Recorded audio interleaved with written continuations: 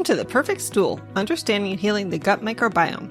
This is your host, Lindsay Parsons, and today I'll be speaking with Alyssa Simpson, a registered dietitian and certified gastrointestinal nutritionist based just up the road from me in Phoenix, Arizona. She specializes in helping individuals with IBS, SIBO, and other digestive issues find lasting relief through natural solutions, all while enjoying the foods they love. She also educates and supports the public through her podcast, The Gut Health Dialogues, and her online program, The IBS Relief Blueprint. But before our conversation, if you haven't yet followed or subscribed to the show, be sure to do so. If you want to get transcripts of the podcast, pop over to my website, highdeserthealthcoaching.com, and sign up for my newsletter. You'll also get my free e-booklet, Finding Your Root Cause Through Stool and Organic Acids Testing, when you sign up. And if you haven't yet done my quiz on which stool test would help you get to your root cause, you can find a link in the show notes and take that. Now on to the show. Welcome to the podcast, Alyssa. Thank you. I'm happy to be here. Happy to have you. So we had a great conversation about autoimmunity on Alyssa's podcast, The Gut Health Dialogues, last week, and I'm glad to have you here this week to talk about prebiotics and probiotics and fiber and stuff like that. So before we head into the meat of it, can I ask how you got into working with digestive issues? Yeah, it's actually kind of funny because I didn't really have digestive issues till I started working with people with digestive issues. It was actually, I had been a dietitian for about 11 years, just doing general nutrition, a lot of diabetes. I was a certified diabetes educator. And then I had always wanted to be in private practice. So I left my job, quit my job, started a private practice. Around the same time, I was learning more about integrative and functional nutrition, which is a whole nother learning curve. And there was so much stress between starting a new specialty, starting a new business, and I developed really, really severe acid reflux and constipation, just general chronic stress related. I know that's what triggered it.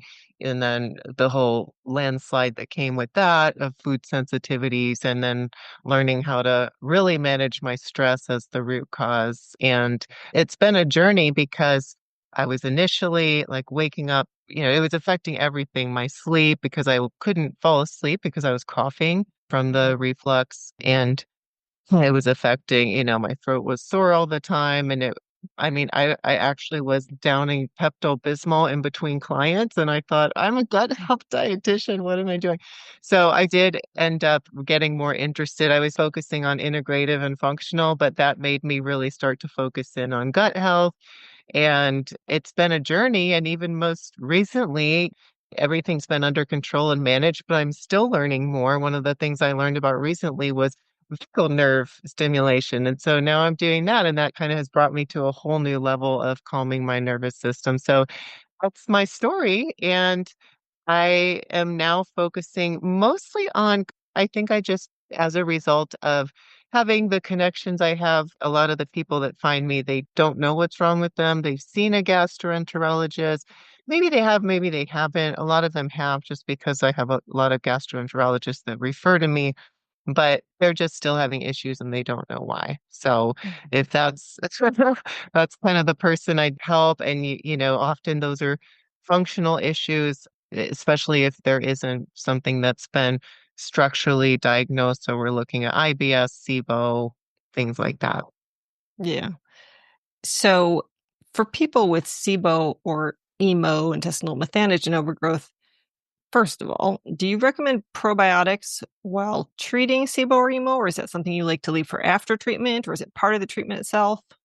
Yeah, I actually I don't start off with them. I definitely know a lot of people that come to me, they've already tried probiotics. A lot of times they tried it and it made things worse. And that's actually happens because if you do have SIBO, and this might be true whether or not they know they have SIBO, but if you do have SIBO, sometimes a probiotic, depending on what strain it is, can actually add to the overgrowth you already have, and it can stimulate symptoms. So that would be especially lactobacillus strains, because those can tend to kind of accumulate in the small intestine versus other strains that tend to populate more in the large intestine. So the answer to your question is, I actually am all for starting one early on in the SIBO process. So in a perfect world, I do. And usually it's going to be a spore based. I was using Bifido blend for a while and I'm still liking that, but I've switched to spore based for that purpose. But those are both ones that are less likely to aggravate SIBO while the overgrowth is active. But the reason there's a little caveat there is I do notice that throughout the protocol, people have very sensitive systems. There's a lot of supplements sometimes that we need to use. And so I tend to layer things in just for the ease of the patient and not just load them up with a whole bunch of things. So sometimes I don't add the probiotic till a little bit later for that reason, just pill burden and Mhm. patient sensitivity. What about the whole consideration of, am I just killing off whatever probiotics I'm putting in there? Oh, yeah. So even with the spore base, because technically the spore base should be protecting itself, right? But I'll still have them face a couple hours away from the antimicrobial just to decrease that. Right. And are there particular probiotics you like in like a situation with diarrhea versus constipation, or are the spore base good for all those? Actually, for diarrhea, Saccharomyces boulardii is really good.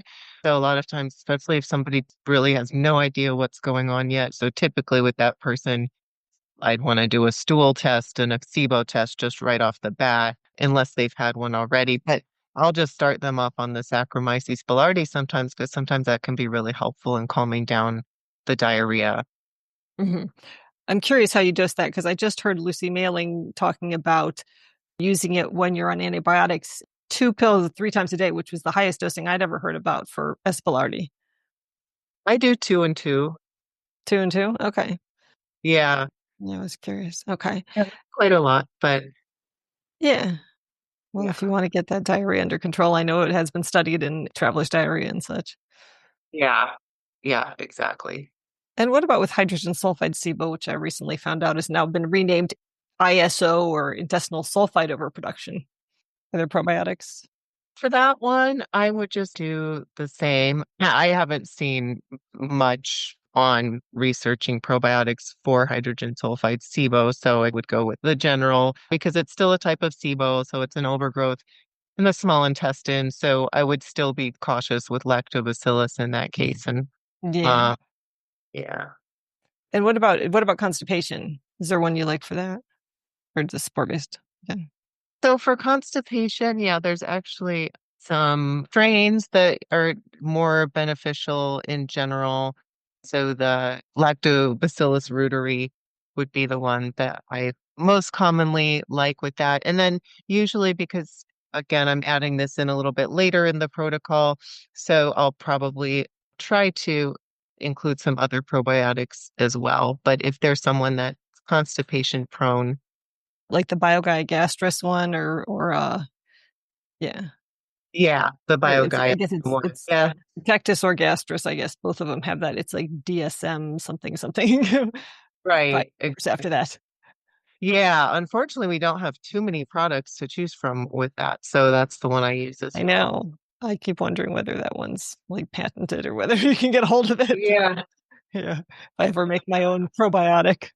It's like the research is there. You'd think they would jump on it, but Yeah, indeed. So what about fermented foods? I know I have post-infectious IBS and have sort of recurrent SIBO, hydrogen dominant. And I do okay with sauerkraut, but I mean I'm only eating all of a teaspoon and a half, I'd have to say, or 2 teaspoons in the yeah. morning. And I can eat some yogurt, but like if I eat a whole thing of yogurt, even if it's only like 4 ounces, I start to feel sick. So I'm kind of curious about probiotic foods and is it problematic or is it just uncomfortable? Well, it's okay. That's a great question. I would say probiotic foods are such a slippery slope, and it's so sad just how nuanced this gets because I feel for people trying to figure this out. A lot of the things that you think are going to be good for you actually are the very things that aggravate you. So this fermented foods, the probiotic foods fall in that category where and for a few reasons, but they can do a little too good of a job, just like we were just talking about with the lactobacillus probiotics. They can add to that bacterial overgrowth and trigger symptoms. They also are high in histamine, and a good percentage of people with SIBO also have histamine intolerance because there's histamine naturally occurring in many different foods, and we produce histamine in reaction to certain antigens. And so we have a histamine load in our body. And if you have SIBO, it can decrease your production of the enzyme that breaks down histamine in the intestines. And so you become sensitive to foods that are high in histamine.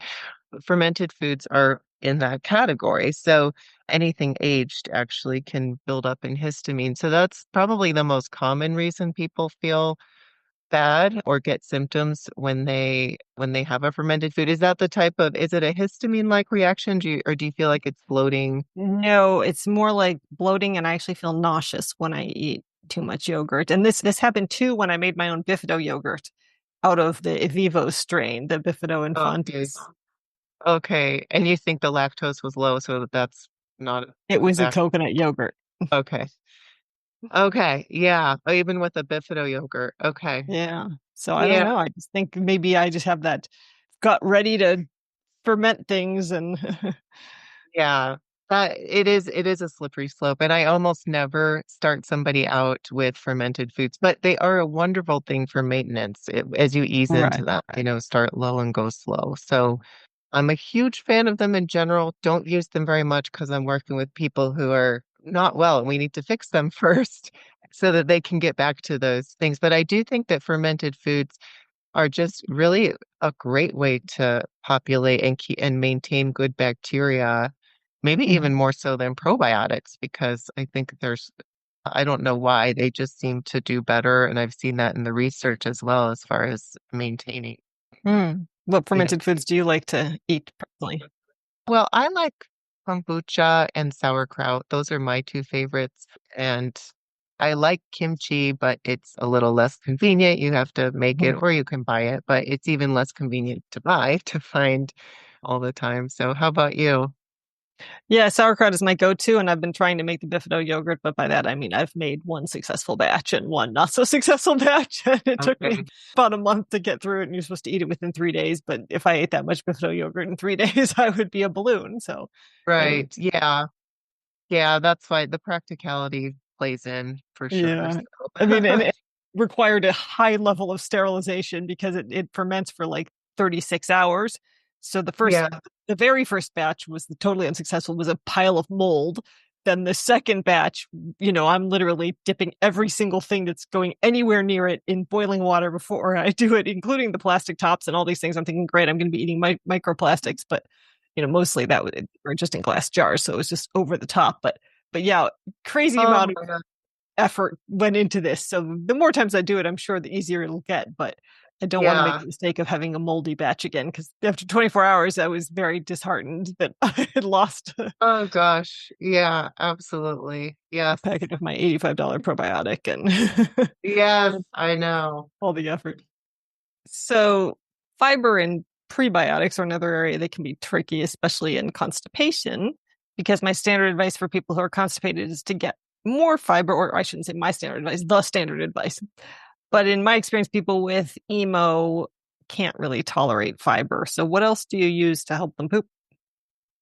Hey, this is Lindsay here, just letting you know that if you're tired of dealing with digestive issues like bloating, indigestion, soft stool, diarrhea, constipation, reflux, IBS, IBD, or the numerous health conditions that come about when your gut is off, like brain fog, weight gain, UTIs, fatigue, mental health issues, or complex conditions like fibromyalgia and ME/CFS, that's my specialty.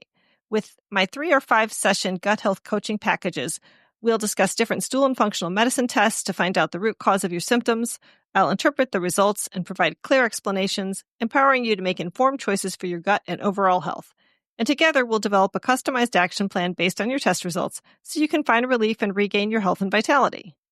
I come from a functional medicine perspective, trying to incorporate the latest peer-reviewed research and educating you on protocols used by functional medicine practitioners, but devoting lots of time and support to my clients the way a doctor simply can't.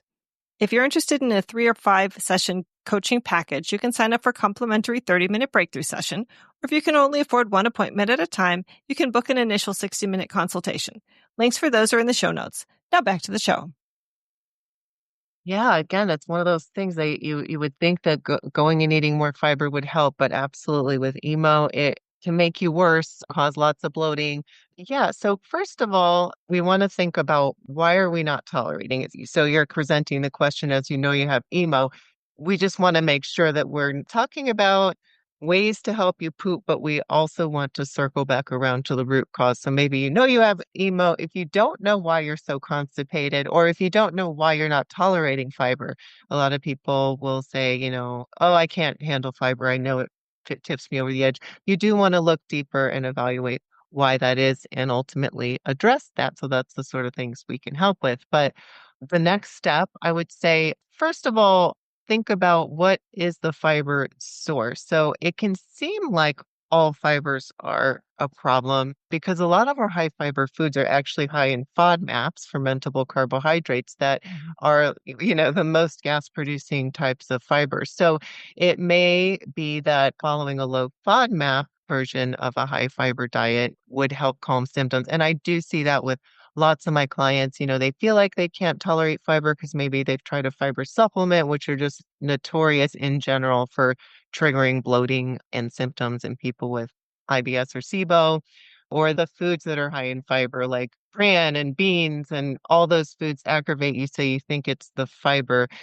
You may do better with a low FODMAP, high fiber diet, emphasizing foods that what I like to use is chia seeds to really get people like up a lot closer to their fiber goal because they're low in FODMAPs, so they're not going to contribute to a lot of gas production, but they are give you a lot of bang for your buck, and they're pretty easy to incorporate into your day. You could stir them into anything, a smoothie, a cereal, anything like that. I have a really nice overnight oats recipe with different variations to help my emo people move without triggering symptoms. So that would be the first thing as far as fiber. It's also so important to make sure that you're hydrated. I have clients that'll say, yeah, yeah, I know I don't drink enough water. I need to work on that. And it's like, yeah, I mean, it's kind of like they're like, next, what else should I do about my constipation? It's like, no, that's foundational. You Yeah. absolutely need enough water because think about it, your stool is dry and maybe you've added fiber, so it's fibrous. I mean, where's that water going to come from to soften the stool if the body's not hydrated properly? So we absolutely have to have the water. I would also think about the electrolytes. So let's say you are getting plenty of water, which I would say is at least half of your body weight in ounces. You are getting plenty of water. Is the water being used by the cells? Having enough electrolytes will help the intestinal muscles contract like they're supposed to as well. And with this, I would make sure you're not doing some of those general like Gatorade and stuff. It's just you're getting a lot of sodium. You're not really getting a full array of electrolytes. So you want a good, well-rounded electrolyte product that has many different minerals to help you, plenty of potassium, chloride, should be pretty low in sodium, actually. So Which one do you like? I like Ultima, or Highlight is another good one. Yeah. It has lots of different flavors. It doesn't have any ingredients that I don't like, tastes good. So electrolytes are number two. I also, if you just need that extra little push, not not physically, but that extra little boost. I really like magnesium. I used that myself for so many years till I recently found that with vagal nerve stimulation, I don't need it anymore. So that's Mm, awesome.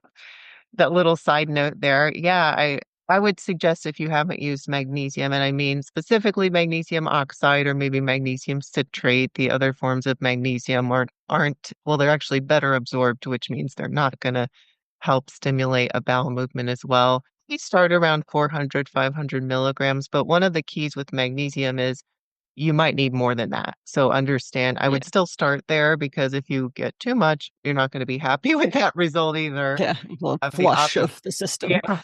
I would start there and after give it a few days to see how that's going to affect you. And then you might need to go higher, like 600, 800 milligrams.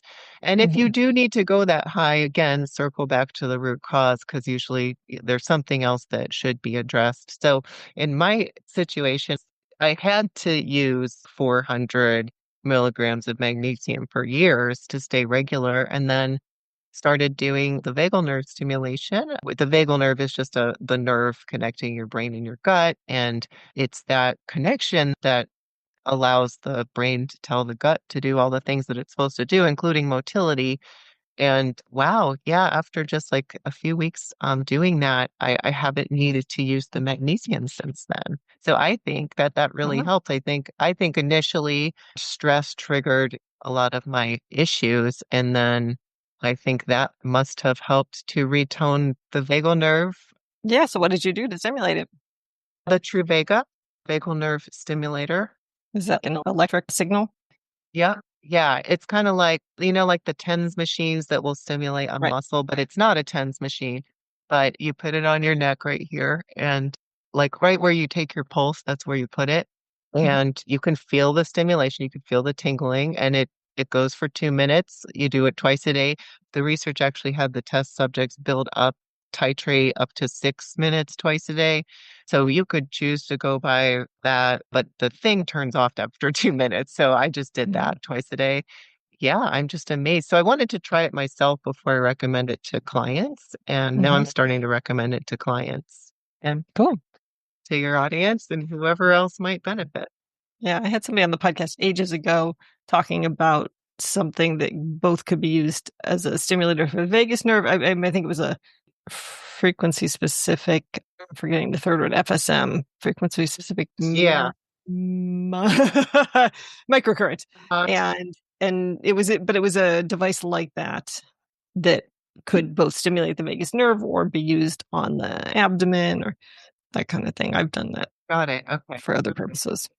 Anyway, that's cool. Yeah, we went on a side note, but yeah, that really helped me. Yeah. Well, back to magnesium. So, how much is too much magnesium? Like, I get people who are saying, "Well, I'm already taking 1,200 milligrams." Is there a point at which, okay, this is no longer going to be useful? I've heard experts say don't go over 2000, but I don't go much over, like I wouldn't go beyond 1200. I just haven't found it to be beneficial. Honestly, above maybe 1000. I haven't Yeah. seen any added benefit. And so usually then you need to look at other things. So, and sometimes we are in that boat. So vitamin C is another thing. Magnesium works well because it's not the magnesium oxide because it's not absorbed well. So it stays in the intestine and draws fluid in. Vitamin C also has an osmotic effect, but because it's absorbed well, you have to figure out what is your amount that's going to exceed your tolerance level so that it will have that osmotic effect. So it's a milder effect, but it can work nicely in conjunction with the magnesium. So that might be something I might try next. If somebody's already at 1200 milligrams, I would probably add vitamin C and see how that works. Yeah. And how will you dose the C then? Probably I would start at 1000 and go up from there. Yeah. And are these taken all at once, like before bed or spaced throughout the day? Normally at bedtime, but I'm flexible on that. So sometimes it also depends when the patient can get it in. For me personally, I was doing mine in the morning and it always worked. So I don't Mm. think it really matters. I've heard the recommendation to do it at bed. So that's generally what I'll recommend, but I haven't seen much of a difference in the Yeah. timing. And did you notice any difference in the forms, like the powders that you mix in water versus pills, for example, of the magnesium, whether one was preferable? I haven't. Have you? I mean, I kind of feel like the natural vitality calm one, like that one's always sort of my go-to because I have had people taking a lot of pills and then I'll say, well, just try this other one. And then it seems like they get more of an effect at a lower dose. Mm-hmm. What's the form of that one? Isn't it like, So it's carbonate, but when you mix it in water, it becomes citrate. oh, cool. Okay. Yeah. Okay. That's a great tip for me. Maybe I'll try using that one because I haven't. But yeah, people do get overloaded with pills. So Right. I mean, that I guess that's the other dilemma is if you have to take a bunch of pills, you probably have to drink a bunch of water with it. Of course, if you're drinking powder mixed in water, that's also water and it's all before bed. But of course, you could yeah, do it an hour before bed, not immediately before bed. right. So people aren't up peeing 3 times during the night. Yeah, exactly. I think that's one reason I call people at bedtime. But if they're concerned about it, I'll usually flex because, yeah, I haven't seen it to be essential. There are other things we can talk about as far as helping motility, but I'm happy to answer any other questions you have as well. Yeah, well, I had a couple questions about magnesium. So, thinking about the fact that something like a magnesium citrate or oxide is not well absorbed. So, when you think about a dosing of like a glycinate or a malate or another type of magnesium versus the citrate and the oxide, how might those differ then, knowing that you're not actually absorbing that much of the magnesium when we're thinking about just a deficiency of magnesium as opposed to exclusively using it for motility purposes? Okay, so you're saying if we wanted to use a citrate to actually help get into the body and Because that's the form that people are already using for the purposes of motility. What's Mhm. is there any kind of a comparison like 800 citrates worth X amount of glycinate or I'm not aware of one, but now I want to know. I mean, I just kind of asked that question to myself because Yeah. I know that you get recommendations often from these tests like a metabolomics or a Nutrival that says, okay, they need 400 magnesium. And I'm like, okay, well, if that's magnesium citrate, they're Right. probably pooping out 3/4 of it. Yeah, exactly. Yeah, I tend to just not use it. If that's depending, or I'll give them a blend. Mhm. They're magnesium blends where you can get Yeah. a few different kinds in one. Yeah. But And one thing I have noticed though with those blends is that they'll often come to me already on magnesium, and I'll say, "Oh, okay, which one, and how much is it per pill?" And they'll be like, "Oh, it's glycinate, and it's like 400 per pill." And I'm like, "Yeah, that's not possible. There's no such thing as a one pill of glycinate that's 400 milligrams." And then they'll yeah, look and they'll go, "Oh, okay, it looks like there's some oxide and." They name like 5 different kinds, and I'm like, okay. In my estimation, it's probably 350 oxide. You've got like 50 milligrams of something else mixed in because yeah, I know. they often don't divide it up. Yep. They don't realize how many capsules they're supposed to do because they do try to advertise 400 on some of those products. Oh, right, that too, right? Yeah. Capsules, So yeah. you got to look at the serving size. I also don't prefer the blends because I can't titrate the one I want to titrate without affecting all the other ones. So, but I'm sure as more of a maintenance thing, it could be a decent option. Yeah, I'm kind of suspicious that I think I was just listening to a podcast and they're like, you need all the 5 different types of magnesium in your body, and therefore you should buy our blend. I'm like, this just feels like marketing to me. Like, I imagine our body can probably make most of those types from the raw Yeah. materials that are in there. So you had said you had some other things you wanted to talk about related to motility. Yeah, I have some other things that would be important as we're talking about this. Another tip I have, I like using, and this is again, keeping in mind that we're going to want to work on the root cause, but sometimes if you just need relief, I do like whole leaf or outer leaf aloe vera juice. It has other benefits aside from motility. It's very soothing on the mucus layer. It helps to stimulate that mucus production that protects our stomach, esophagus, and our intestines. I also like it because the whole leaf has a chemical in it, aloin, that stimulates the bowel. So I would start with 4 ounces of aloe vera juice. Make sure it's the outer leaf. The inner leaf is not bad. It's just not going to have that helpful chemical that helps with motility.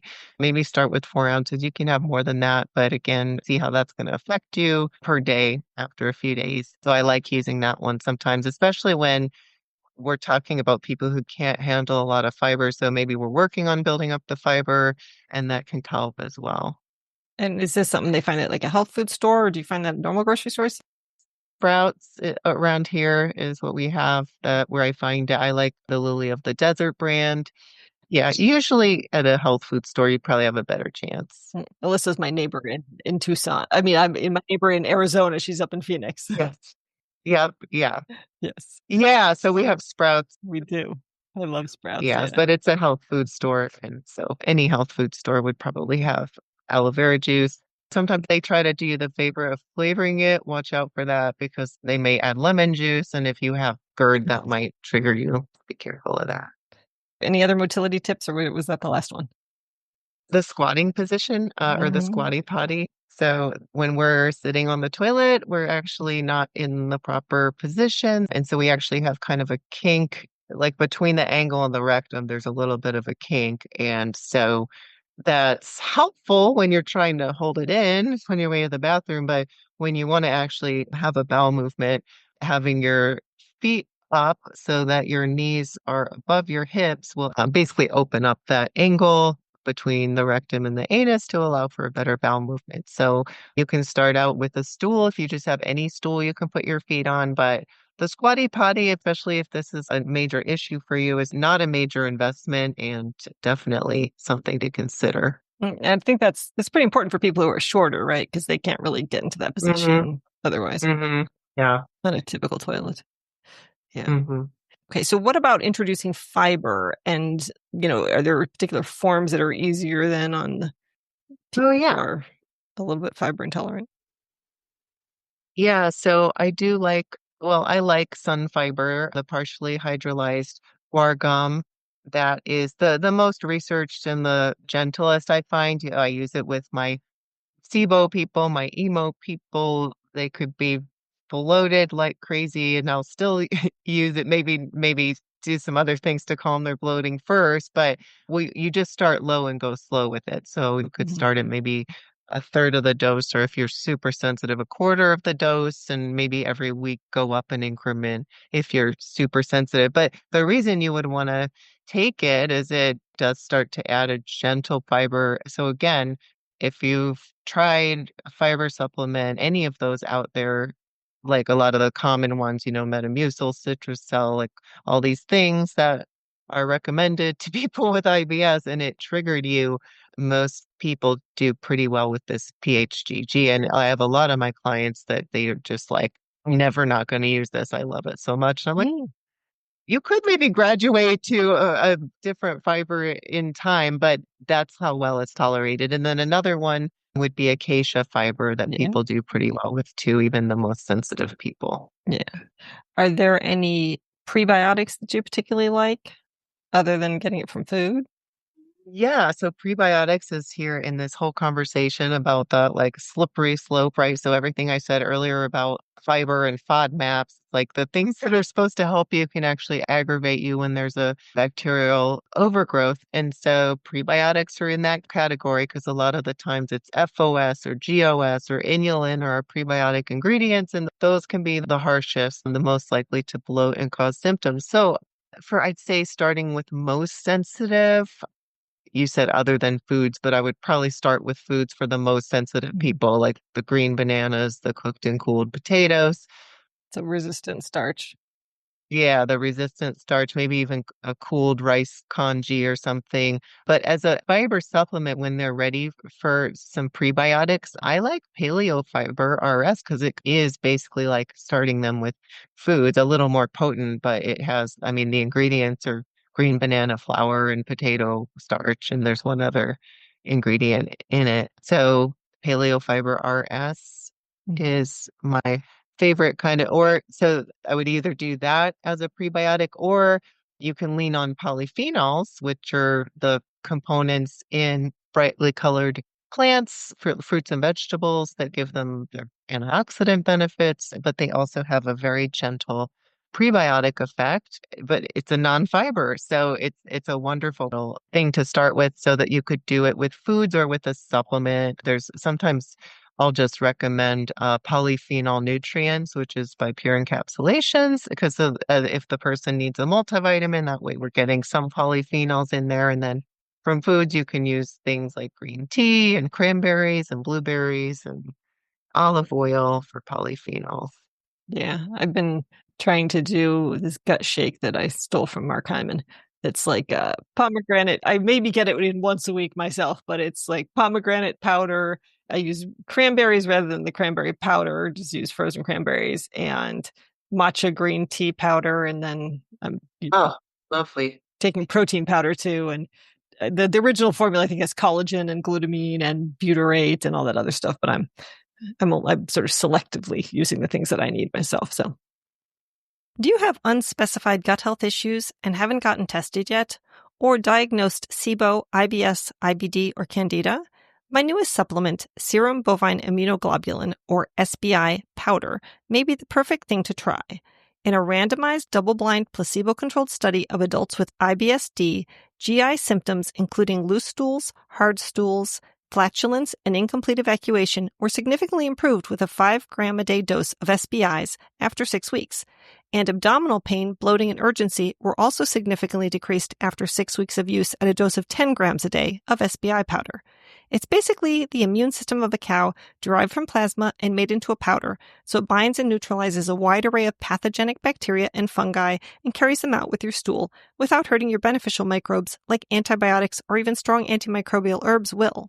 It's also been shown to decrease intestinal permeability, decrease fat in the stool, increase the absorption and utilization of nutrients, and increase lean body mass. So give it a try today at perfectstool.com, where you can also find my supplement Tributurn Max, which helps solidify stool and slow down motility for people with diarrhea or loose stool.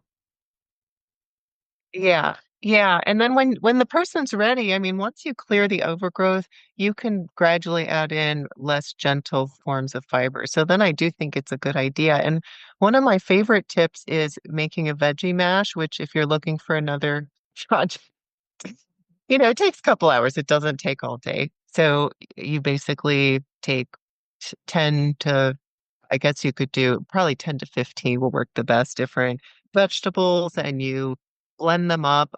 I have a recipe that I can share with your audience, my gut rebuild veggie mash, because it has quite a few root vegetables, which I like for the resistant starch. So you steam those, you lightly steam some of the other vegetables, but really the idea behind a veggie mash is you just grab 10 to 15 different vegetables, blend them up in a food processor works best, and then you just put them in ice cube trays and just pop out a cube to blend up in your smoothie or to mix with your entree or to eat just with salt and pepper by itself.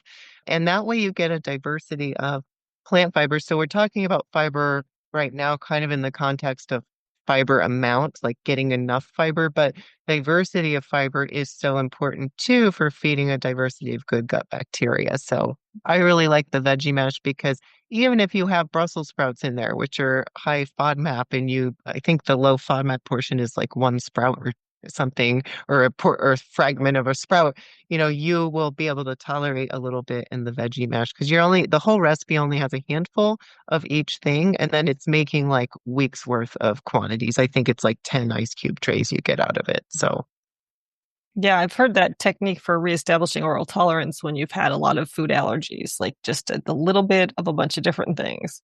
yeah, and I like this strategy because it's, again, the practicality. It's hard to get a little bit of a lot of different things, especially when things are going to go bad in the fridge if you don't have anyone else to eat the rest.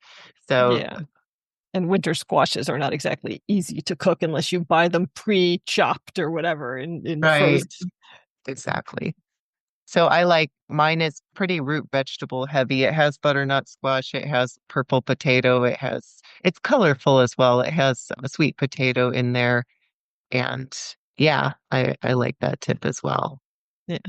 I've started to use the Mega Pre with people who don't have any Akkermansia or any Faecalibacterium prausnitzii or very low levels that need to kick it up because it's got some ingredients in there that have been shown in studies to bring those up. Have you used that at all?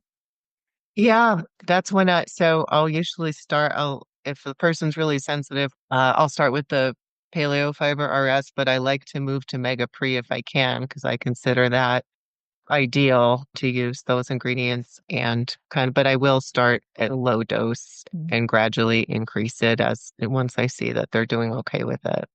Yeah. Because even after the SIBO, even after the issue's cleared, there's a period of healing and the tolerance gradually gets better to food. So usually it's easing back into fiber and prebiotics.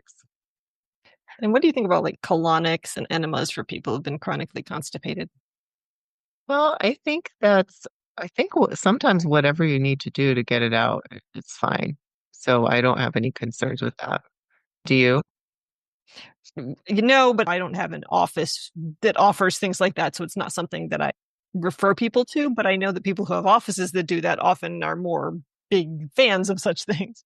Well, I'm probably in your boat because I'm 100% virtual. I'm a dietitian, so I'm not doing medical procedures anyway. Yeah, so usually if I get that question, someone's wondering if I agree with it, if it's okay, or maybe that will clear their SIBO, and unfortunately, it won't clear bacterial overgrowth. But I'm all for, if somebody's just needs to get cleaned out doing something like that. And I have even recommended it when somebody just, for example, let's say we find that you have SIBO, but you haven't had a bowel movement in 2 weeks. Well, we can't do much about it until we can get things flowing. So Yeah.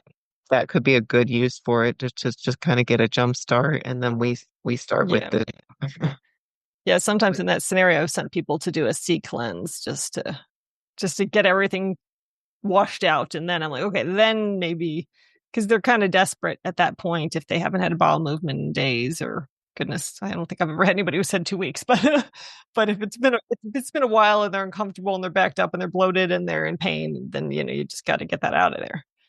yeah, because it's unhealthy for you, and yeah, so yeah. Yeah. I mean, I think that that's an important thing that people maybe don't like. They know it doesn't feel good, but I don't know that they realize like the connection between cancer and constipation. Like there's Mhm. much higher rates of colon cancer, of breast cancer. You don't want to have stuff just sitting in there. This is toxins that are supposed to be getting out of your body. Right. Or even if you have diverticulosis, that could potentially Of course. fill up those pockets with stool. A lot of people have diverticulosis. So, yeah, yeah, absolutely. And so with SIBO, here we are, we're about to kill off a bunch of bacteria, and your body has to detoxify that. And so the worst thing we could do, well, it would not be a good thing to start killing them off, only to be reabsorbed into the bloodstream and recirculated throughout the body. Yeah, so you would feel terrible as well, Yeah. and it wouldn't be healthy. So we got to get, yeah. So I'm actually all for the anything you can do to get things going. And then sometimes people will ask, well, if I do that, will it get rid of all my good bacteria? Well, no, because they live in the layer of the intestine. So you're not going to flush out all your good bacteria doing that or doing a colonoscopy prep either. Yeah.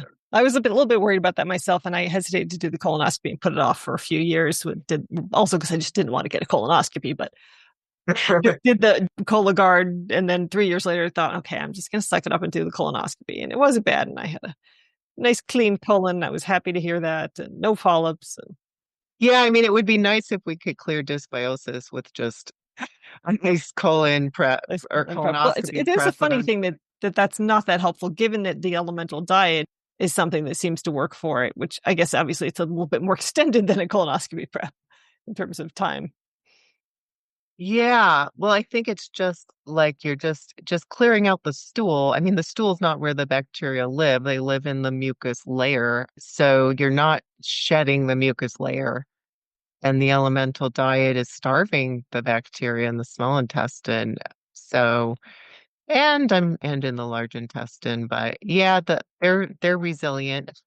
So, yeah, Do you use elemental diets much? I've used it twice. I've used it Mhm. twice. It's very hard for people to do, so it's a last resort. Yeah, I kind of feel the same way. Like I wouldn't do it, so I'm not going to ask anyone Yeah, else to do it. But sometimes it's like exactly. I agree. I've had people who just like no quantity of antimicrobials was getting rid of that bloating. And I'm like, okay, let's try this. And for both people, it was the first thing that really broke it at all. I can't say Okay. that it was like 100% they were done and like that was it, because I think there's always other issues that play into it, like stress, maybe that whole Yeah. vagus nerve question, but it was the first thing that made any dent. Okay. So yeah, it really does take the person has to really be on board. So I don't try to like, I haven't been in that situation too much where we've run out of options to really make a dent, but usually it's been the patient's idea if I do it, Yeah. or I will put it out there as an option, and the patient has to be the one who's like, yes, I want to do that. Yeah. I think sometimes they feel like it's really expensive, but I'm like, well, keep in mind you're not going to be buying any food for those 2 weeks Right. or 3 weeks, Yeah. right? Yeah. Yeah, exactly. But it just feels a bit different spending your budget on a package of powder you're going to have to drink than it does to go to the grocery store and buy a load of groceries. It does.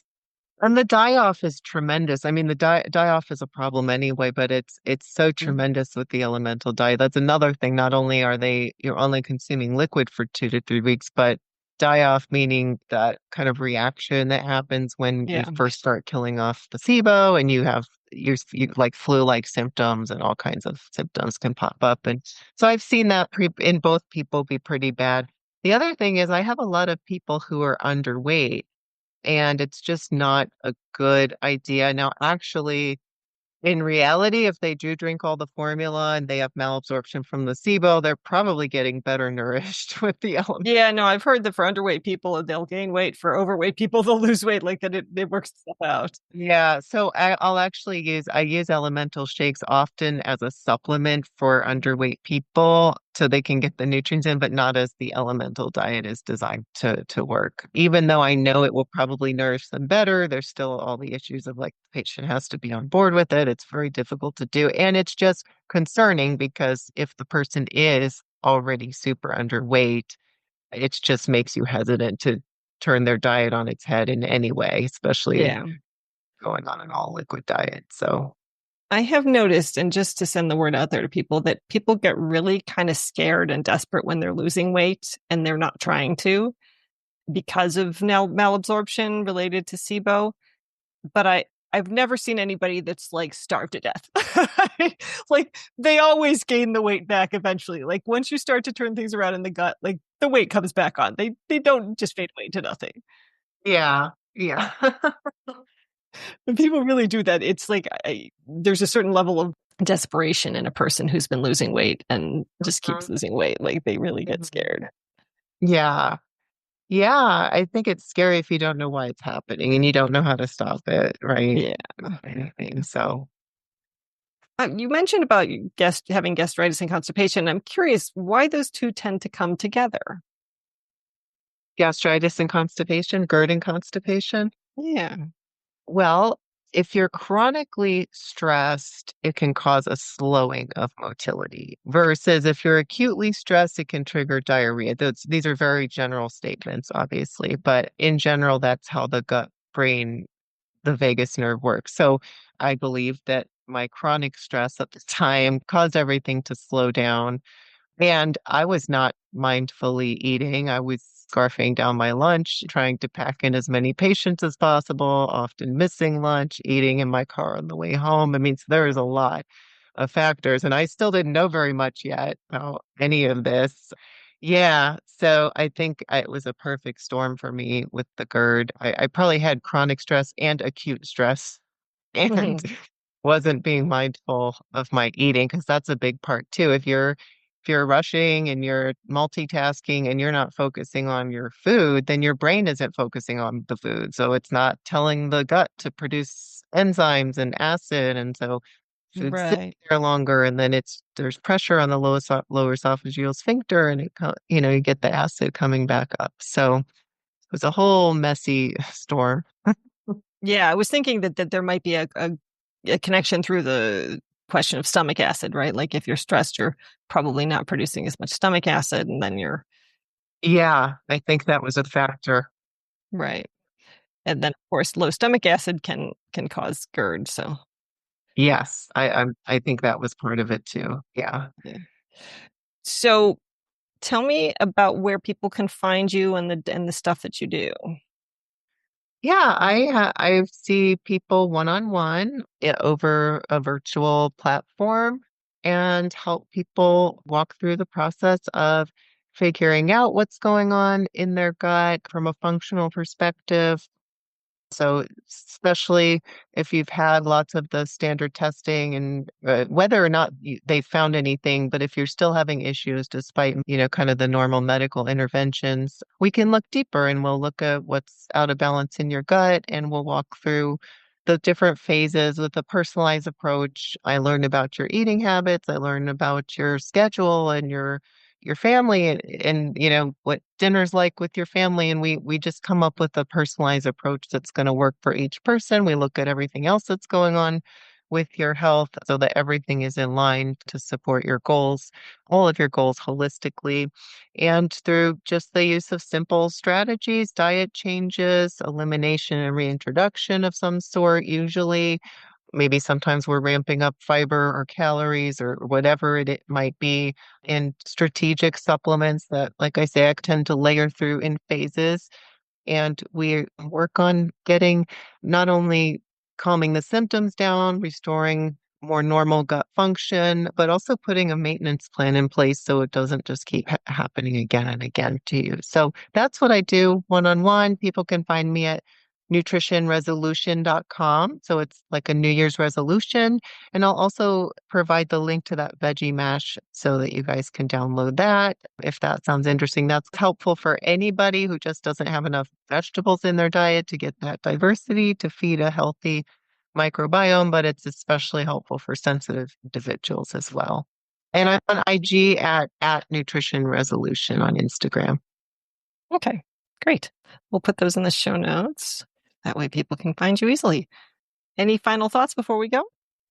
I definitely feel I like everything we talked about today are the things that are, I feel like logically you'd say, okay, if I'm having gut issues, I should eat more fiber, I should eat prebiotic foods, I should take probiotics, and those can be sometimes the worst thing. So I just feel for anyone out there trying to do their best and it's not working or they're getting worse, because it's kind of hard out there sometimes to figure out the right thing to do. But in general, find a good practitioner, to educate yourself as much as you can so you know what to ask, and also listen to your gut as far as who it feels right to work with, who kind of resonates with you and gets you excited about what's actually possible for you. I just wish everyone the best in their health journey. Sounds good. Thank you so much. You're welcome. Well, that was some good practical advice about stuff that lots of people are curious about.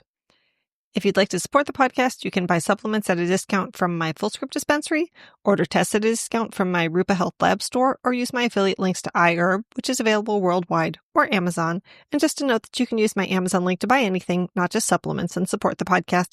So I'd love it and really appreciate it if you'd bookmark my link and use it for regular Amazon purchases. If you'd like to connect with me online, you can follow my High Desert Health Facebook page, join my Gut Healing Facebook group, or join my newsletter list at highdeserthealthcoaching.com, as well as follow me on X, Instagram, TikTok, and Pinterest. Links for those are in the show notes. Thanks for joining me today, and here's wishing you all the perfect stool.